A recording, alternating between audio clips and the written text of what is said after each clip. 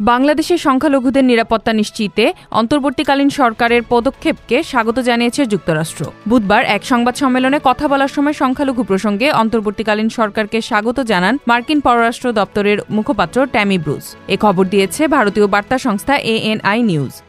এতে বলা হয়, ওই সংবাদ সম্মেলনে বাংলাদেশের সংখ্যালঘুদের বিরুদ্ধে সহিংসতার নিন্দা জানান পররাষ্ট্র দপ্তরের মুখপাত্র। একই সঙ্গে অন্তর্বর্তী সরকার সংখ্যালঘু সহ সবার নিরাপত্তা ও সুরক্ষা নিশ্চিত করতে যে পদক্ষেপ নিয়েছে সেটিকে স্বাগত জানান তিনি।